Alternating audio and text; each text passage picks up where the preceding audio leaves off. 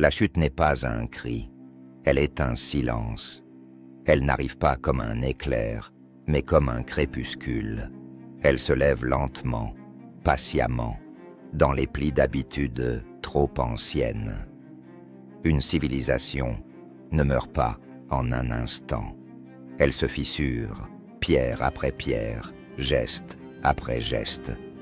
Elle perd d'abord la vigueur de son souffle, puis la force de ses bras, puis la mémoire de son âme. Le peuple continue de vivre, les marchands de vendre, les prêtres de prier, les soldats de marcher. Mais quelque chose, au cœur de l'édifice, s'est déjà brisé. Une récolte un peu moins abondante que la précédente. Une source qui se tarit, mais que l'on croit provisoirement asséchée. Une route qui n'est plus entretenue, mais que l'on emprunte encore, pensant qu'elle sera réparée bientôt. Sont ces signes, discrets, banals, qui marquent la véritable naissance d'un effondrement. Tant que le soleil se lève chaque matin, nous pensons que le monde demeure intact. On invente des mots pour repousser la peur. Réajustement, réforme, modernisation. Mais ces mots ne sont que des bandelettes verblées qui masquent une plaie béante. Chaque époque a cru être éternelle. Les Mésopotamiens pensaient que leurs canaux dompteraient à jamais le Tigre et l'Euphrate.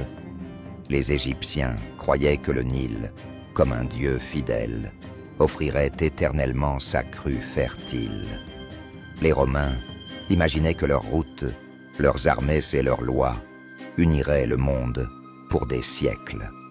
Les Mayas, observateurs du ciel, pensaient que la régularité des astres les protégerait des caprices de la terre. On répète que demain, tout redeviendra comme avant. Mais demain ne revient pas. Nous pensons que nos réseaux, nos satellites, nos machines, nos sciences nous protègent de ce destin. Nous croyons que nos tours d'acier et nos centrales, nos algorithmes et nos bases de données nous placent hors de portée des cycles anciens. Mais l'histoire ne cesse de se répéter avec obstination, et elle ne connaît pas d'exception. La prochaine chute ne sera pas un événement soudain, elle sera un processus déjà en marche. Elle prendra la forme d'un quotidien qui se transforme, trop lentement pour provoquer la panique, trop vite pour permettre l'adaptation. Elle sera faite de pénuries silencieuses, de prix qui montent, de saisons qui se brouillent, de forêts qui disparaissent, de mers qui avancent.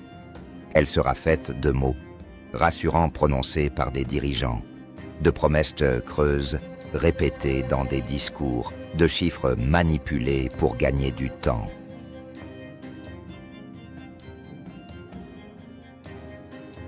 L'histoire n'est pas seulement un catalogue de gloires anciennes. Elle est aussi un immense cimetière de civilisations disparues. Chaque ruine est un avertissement gravé dans la pierre. Ils n'imaginaient pas que leur puissance puisse s'effacer. Pourtant, sous nos pieds, les sables et les jungles recouvrent leurs vestiges. Et dans ces vestiges dort la vérité.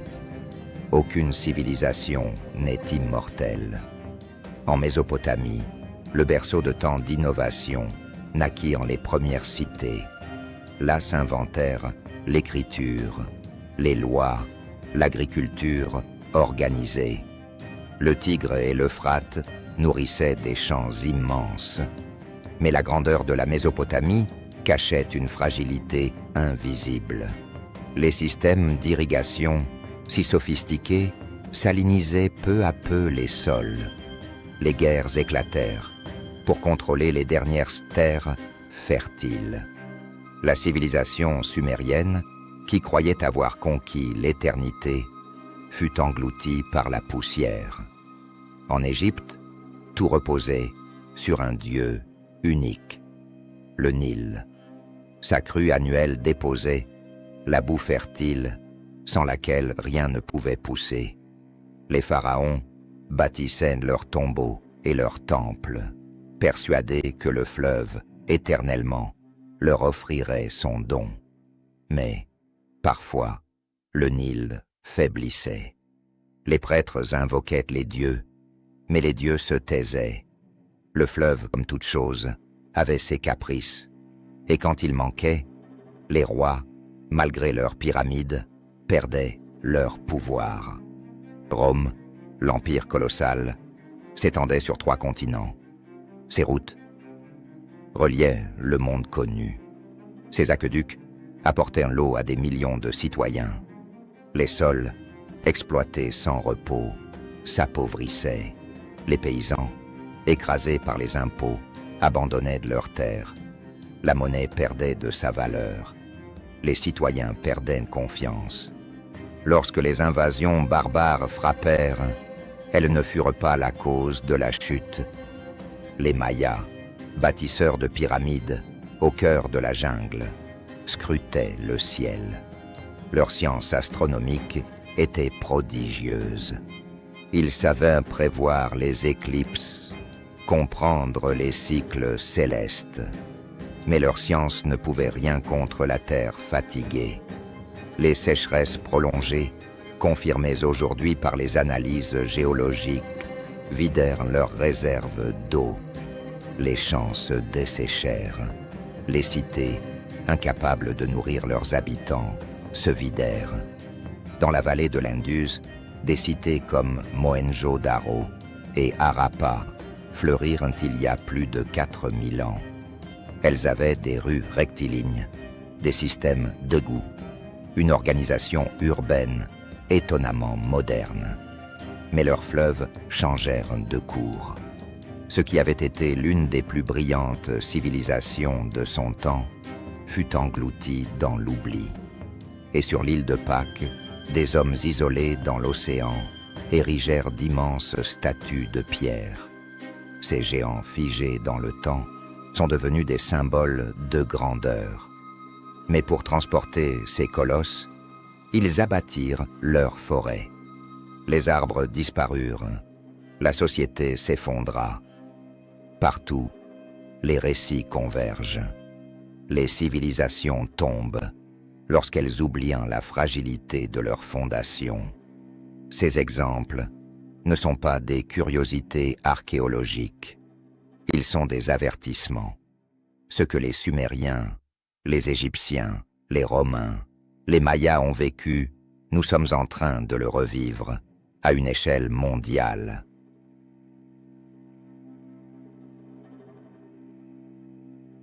Un effondrement ne survient jamais comme un coup de tonnerre dans un ciel clair. Il s'installe d'abord dans les marges, dans les détails insignifiants, dans les anomalies que l'on refuse de nommer.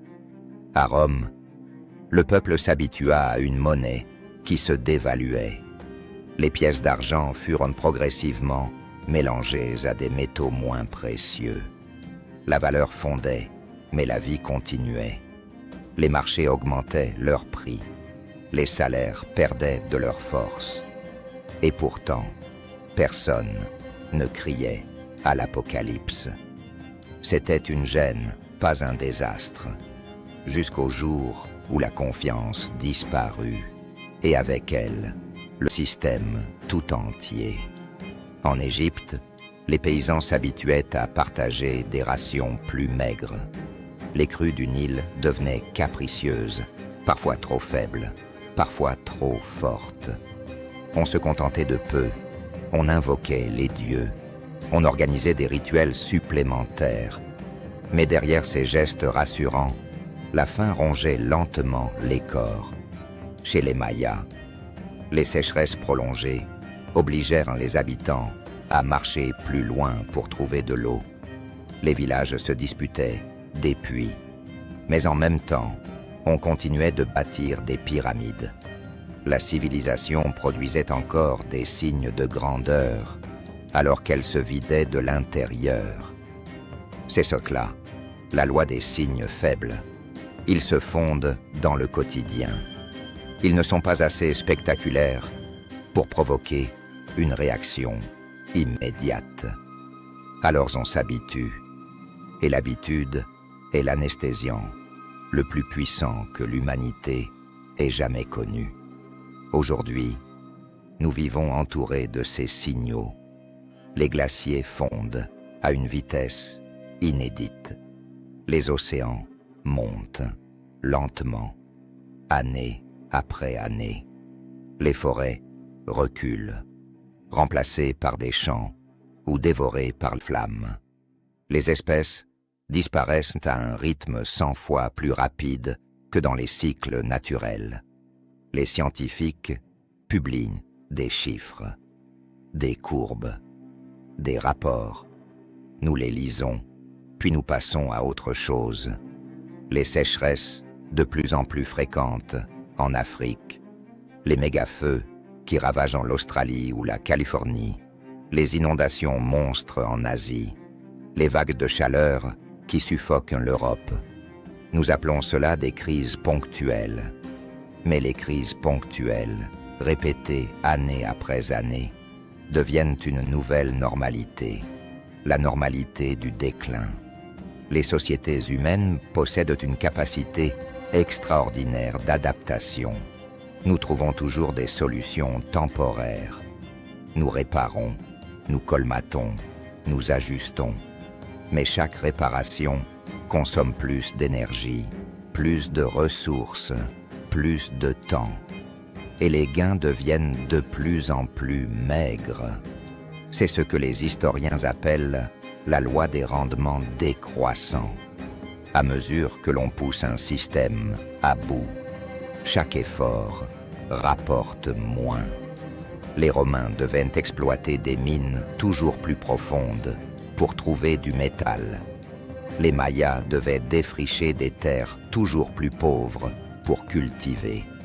Nous, aujourd'hui, devons forer toujours plus loin, creuser toujours plus profond, brûler toujours plus vite pour maintenir l'illusion de l'abondance.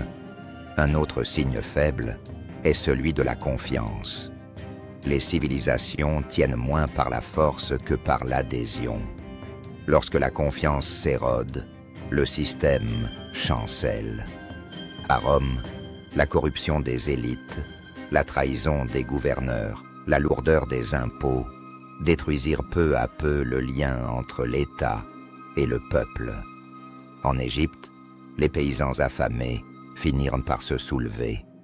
Chez les Mayas, la guerre entre cités détruisit la cohésion.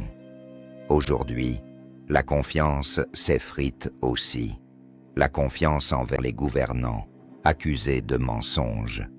La confiance envers les institutions, perçues comme impuissantes. La confiance envers les médias, soupçonnés de manipuler. Lorsque cette confiance disparaît, chaque crise devient un révélateur explosif.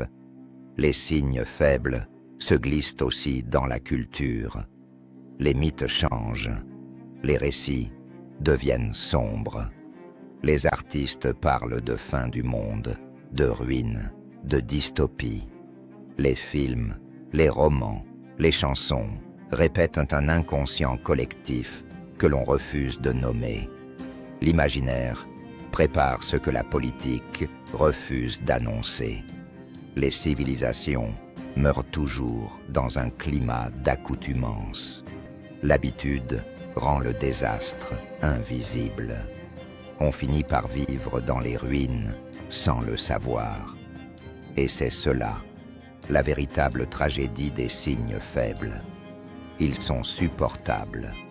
Supportables jusqu'au jour où ils ne le sont plus. Et alors, il est trop tard.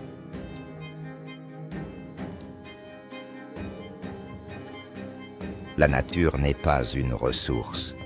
Elle n'est pas un décor. Elle n'est pas un réservoir infini que l'homme peut piller sans conséquence. Et lorsque la nature se retire, les civilisations découvrent qu'elles n'étaient jamais maîtresses, mais seulement invitées. Regardons d'abord les forêts. Elles sont les poumons de la planète, les cathédrales vivantes de notre monde. Les arbres en silence, transforment l'air, filtrent l'eau, nourrissent les sols. Ils abritent des millions d'espèces invisibles, des oiseaux, des insectes, des champignons, des vies minuscules qui forment une toile immense. Mais ces forêts disparaissent. Chaque minute, l'équivalent de dizaines de terrains de football est abattu. Le bois est transformé en meubles, en papier, en charbon. Les sols, privés de leur couverture végétale, s'épuisent et s'érodent. Le cycle de l'eau est brisé. La pluie se fait rare. Les rivières se tarissent. Et les terres deviennent des déserts. Les incendies ajoutent à ce drame. Alimentés par la chaleur et la sécheresse, ils dévorent des millions d'hectares. En Amazonie, en Australie, en Sibérie, les flammes ont englouti des paysages entiers. Des animaux par millions ont été réduits en cendres. Les forêts anciennes, vieilles de milliers d'années, ne repousseront jamais de la même manière. Là où s'élevaient des géants de bois, il ne reste que des cendres et des troncs calcinés. Regardons les fleuves. Jadis, ils furent les colonnes vertébrales des civilisations. Le Nil en Égypte, le Tigre et l'Euphrate en Mésopotamie, le Gange en Inde, le fleuve jaune en Chine. Partout, les fleuves donnaient la vie. Mais aujourd'hui, beaucoup s'assèchent. Le Colorado, aux États-Unis, n'atteint plus la mer. Le Mékong est étranglé par les barrages. Le Nil, encore maître d'un peuple, est menacé par la soif des millions qui vivent sur ses rives. Sans eau, les champs se vident, les villes s'éteignent.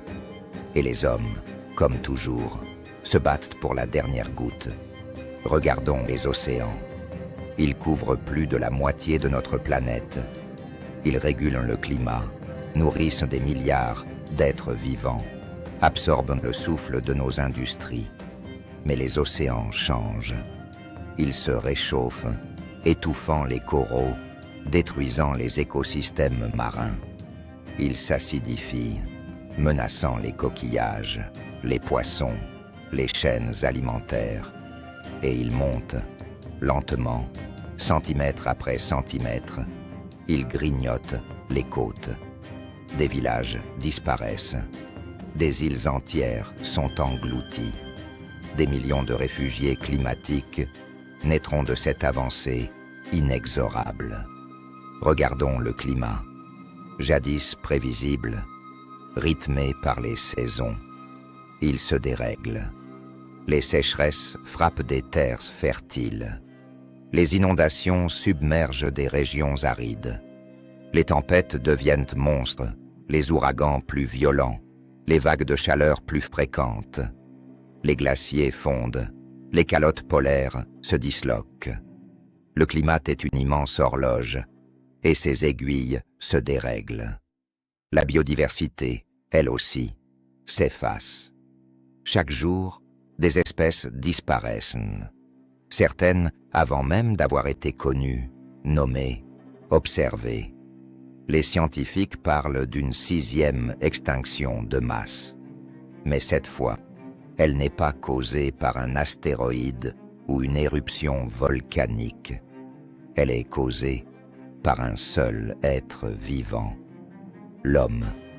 Et lorsque les espèces disparaissent, ce ne sont pas seulement des beautés qui s'éteignent, ce sont des relations écologiques qui se brisent, des équilibres qui se défont, des services invisibles qui cessent. Les civilisations anciennes savaient à quel point la nature était vitale. Elles priaient les fleuves, les montagnes, les forêts. Elles sacralisaient la pluie, la terre, le soleil. Mais elles ont oublié. Elles ont cru que les dieux étaient acquis. Et quand les dieux se sont tus, elles se sont effondrées. Aujourd'hui, nous répétons cette erreur, mais avec une puissance inédite. Nous avons déplacé des montagnes, creusé des océans. libérer en un siècle l'énergie enfouie pendant des millions d'années. Nous avons cru que le monde était une servante. Il n'était qu'une hôtesse, et son hospitalité touche à sa fin. La nature se retire. Elle se retire dans le silence des forêts brûlées. Elle se retire dans le lit vide des fleuves. Elle se retire dans la montée inexorable des mers. Elle se retire dans la disparition des espèces. Et avec elle, c'est la vie qui se retire.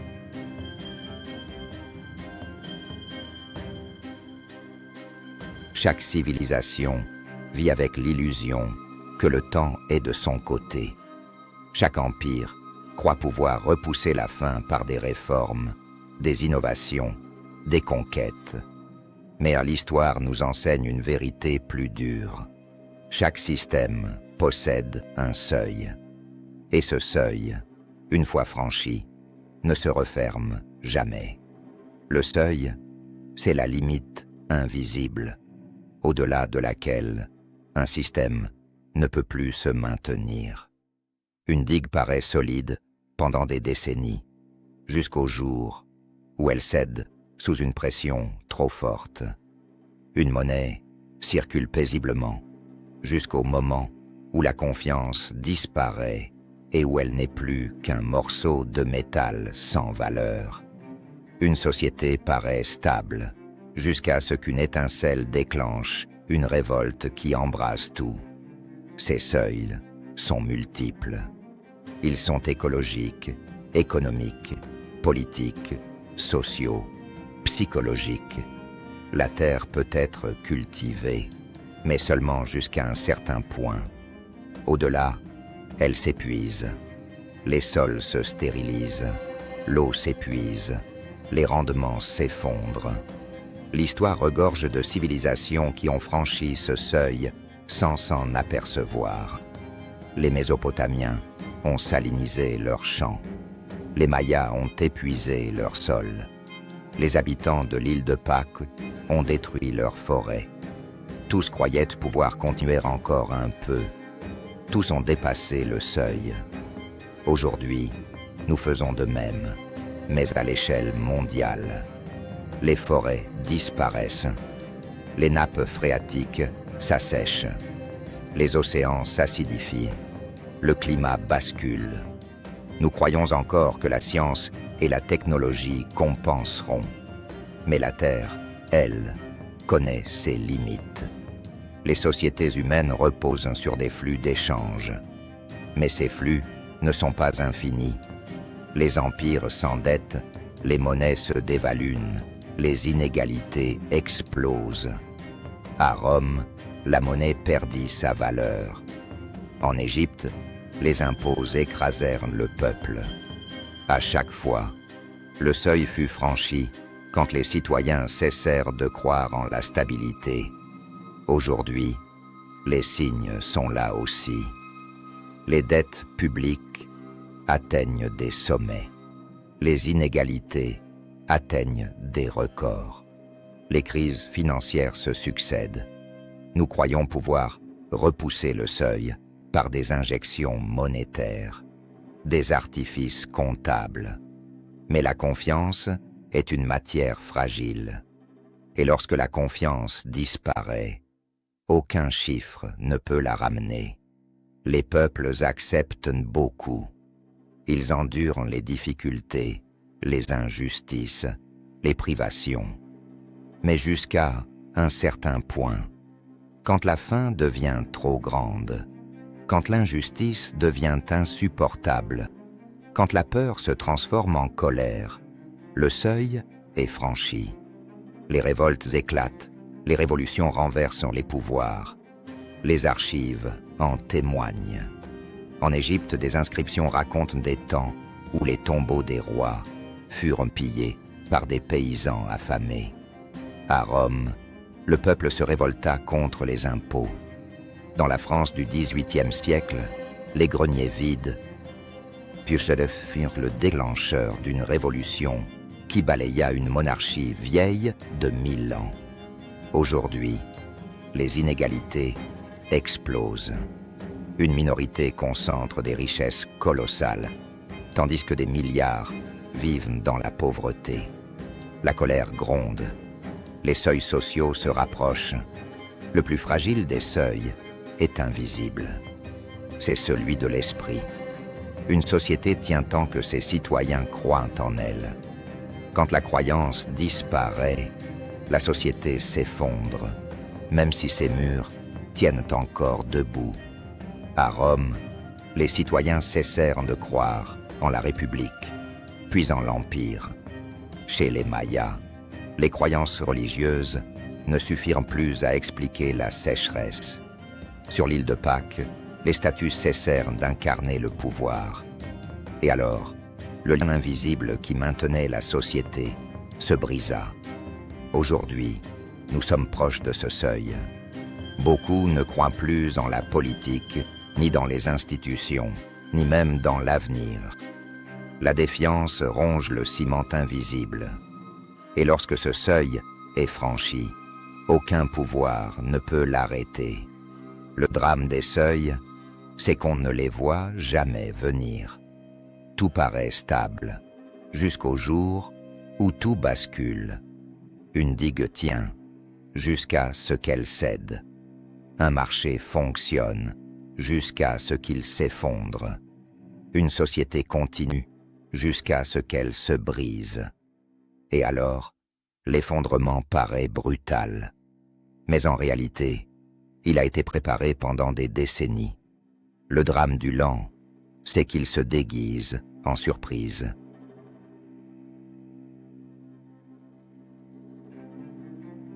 Les ruines parlent. Elles ne parlent pas avec des mots, mais avec leurs pierres fissurées, avec leurs colonnes brisées, avec leurs murs à demi enfouis dans la poussière. Elles murmurent toutes la même vérité. Rien n'est éternel. Les temples mayas engloutis par la jungle. Les ziggourats mésopotamiennes réduites en collines de briques effritées. Les amphithéâtres romains érodés par le temps. Les statues de l'île de Pâques, solitaires et muettes. Partout, les ruines se restent comme des fantômes.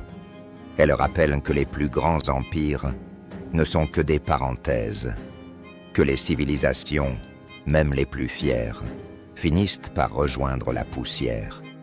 Nous, aujourd'hui, contemplons ces vestiges avec fascination. Nous les visitons comme des musées. Nous les photographions comme des curiosités. Mais rarement, nous les entendons comme des avertissements. Pourtant, ils nous parlent. Ils nous disent que ce que nous croyons solide est fragile, que ce que nous croyons éternel est éphémère, que ce que nous croyons unique n'est qu'une répétition. La prochaine chute ne sera pas une légende. Elle ne sera pas un mythe raconté dans 1000 ans. Elle sera une réalité. Elle est déjà commencée. Elle se déploie dans nos forêts qui brûlent, dans nos mers qui montent, dans nos sols qui s'épuisent, dans nos villes qui suffoquent. Elle se déploie dans la défiance de nos peuples, dans la fatigue de nos institutions, dans l'angoisse de nos enfants. Mais une chute n'est jamais seulement une fin, elle est aussi une transformation. Quand une civilisation s'éteint, une autre naît. Quand un ordre s'effondre, un autre se construit. Quand un monde disparaît, un autre s'annonce. Ce que nous appelons ruine, demain sera la mémoire d'un commencement. Peut-être que nos descendants, dans 1000 ans, marcheront parmi les restes de nos gratte-ciels comme nous marchons aujourd'hui, parmi les temples de pierre. Peut-être qu'ils se demanderont comment nous avons pu croire que nous étions éternels. Peut-être qu'ils trouveront dans nos archives, nos livres, nos écrans, des traces de notre aveuglement et de nos rêves. Et peut-être que, comme nous, ils ne comprendront pas à temps. Peut-être répéteront-ils la même erreur, croyant que leur monde est différent, croyant que leur puissance est une exception. Mais il est aussi possible que dans l'écho de notre chute, quelque chose d'autre apparaisse. Une conscience nouvelle, un lien renouvelé avec la terre, avec l'eau, avec le temps. Une mémoire assez forte pour ne pas répéter. La chute n'est pas une malédiction, elle est une loi. Elle aide le cycle des civilisations. Mais dans chaque fin se cache une naissance. Dans chaque ruine, une semence. Dans chaque silence, une promesse. Alors, quand viendra notre tour, souvenons-nous que nous ne sommes pas les premiers et que nous ne serons pas les derniers. Nous sommes un chapitre dans un livre plus vaste, un souffle dans une histoire plus longue. Et peut-être qu'un jour, dans un avenir lointain, une autre voix se lèvera. Elle parlera de nous comme nous parlons des Mayas, des Romains, des Égyptiens. Elle racontera nos grandeurs et nos folies, nos triomphes et nos erreurs. Elle dira comment nous avons cru que nous étions éternels. Et dans ce récit résonnera l'écho de notre chute. Un écho qui n'est pas seulement un adieu, mais un commencement. Merci d'avoir suivi Hypothèse perdue. Abonne-toi pour de nouvelles aventures.